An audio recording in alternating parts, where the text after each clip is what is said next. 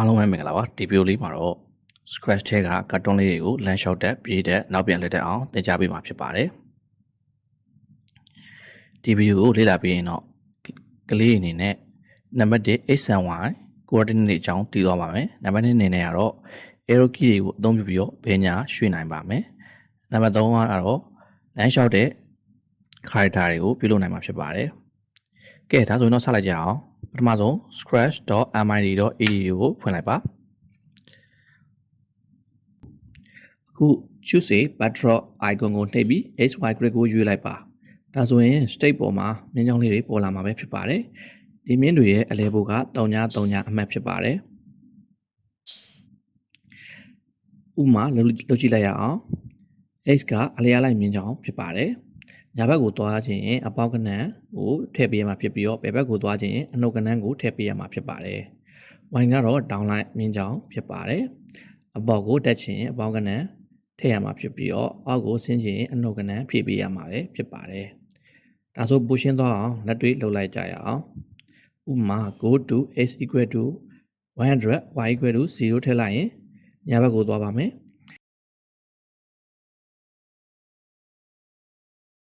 go to x equal to minus 100 y equal to 0ဆိုရင်ဘယ်ဘက်ကိုသွားပါမယ်အပေါ်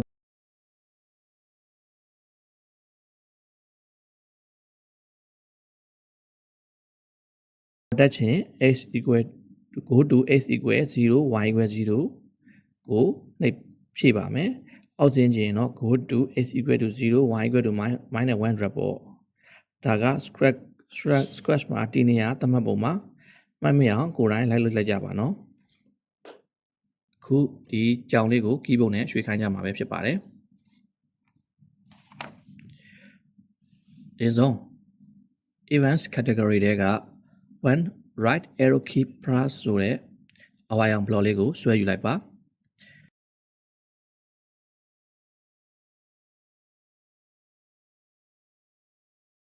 ပြီးရင် motion category တွေက move turn step ဆိုတဲ့အပြရောင် block လေးကိုအောက်မှာကတ်လိုက်ပါဒါဆိုရင်ညာဘက်မြားကိုနှိပ်တိုင်းကြောင်လေးကညာဘက်ကိုရွှေ့သွားမှာပဲဖြစ်ပါတယ်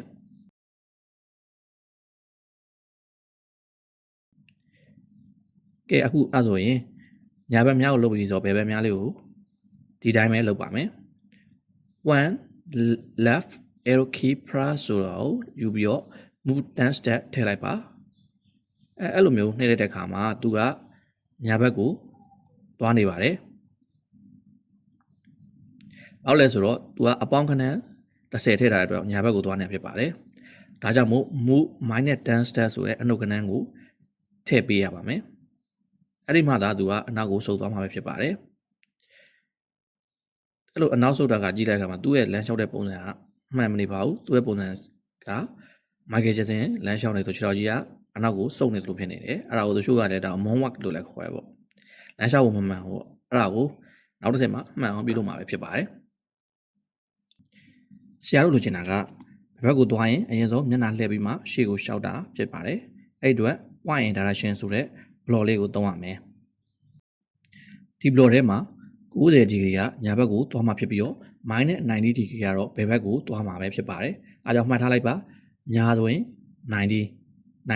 90ဘယ်ဆိုရင် minus 90အနှုတ်90ပေါ့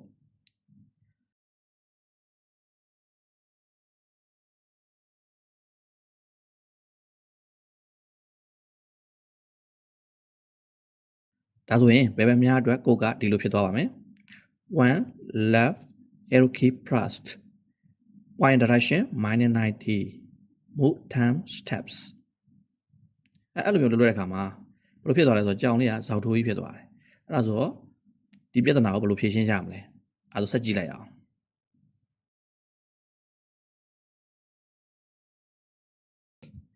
ဒီပြဿနာကိုဖြေရှင်းဖို့ set rotation style ဆိုတဲ့ block လေးရှိပါတယ်ဒီ block ထဲမှာ left right ကိုရွေးပေးလိုက်အောင်နဲ့အဆင်ပြေသွားပြီဖြစ်ပါတယ်ဒီကုတ်လေးကို green flag အောက်မှာထည့်လိုက်ပါ one green flag clicked ဒီမှာ set rotation style ကို left right အောက်မှာကပ်ပေးလိုက်ပါဒါကဒီ sprite ကိုဘယ်ညာနှစ်ဖက်ပဲလှည့်ခွင့်ပေးပါတယ် အပေါ်အောင်လဲဝင်ပေးမှာမဟုတ်ဘူးအဲ့ဒီအတွက်ကြောင့်မို့စောက်ထိုးပေတော့မှဖြစ်တော့မှာမဟုတ်တော့ဘူးအဲ့ဒါဆိုစမ်းကြည့်လိုက်အောင် green flag ကိုအရင်နှိပ်လိုက်ပါပြီးရင် keyboard ကနေပြီးတော့ဘယ်ဘက်မြားလေးကိုနှိပ်ကြည့်ပါဘယ်ဘက်ကိုသွားရင်ဘယ်ဘက်ကိုမျက်နှာလဲညာဘက်ကိုသွားရင်ညာဘက်ကိုမျက်နှာလဲသွားပါပြီအခုတော့မှန်သွားပါပြီစောက်ထိုးမဖြစ်တော့ပါဘူးလမ်းလည်းမှန်မှန်ရှောက်သွားပြီဖြစ်ပါတယ်နောက်ထပ်ထည့်စရာလေးရှိပါသေးတယ်ကြောင်လေးကအခုသူ့ရဲ့ခြေထောက်လေးကိုကြည့်လိုက်ပါမလုပ်သေးဘူးเนาะအဲ့ဒါကို lens shot တဲ့ပုံစံ walking animation လေးထည့်ကြည့်ကြမယ် look category တွေက next costume ဆိုတဲ့ block လေးကိုသုံးရမှာလည်းဖြစ်ပါတယ်ဒါကတော့ final code ဖြစ်ပါတယ် move block ရဲ့အောက်မှာ next costume ကိုထည့်လိုက်အောင်ပါပဲ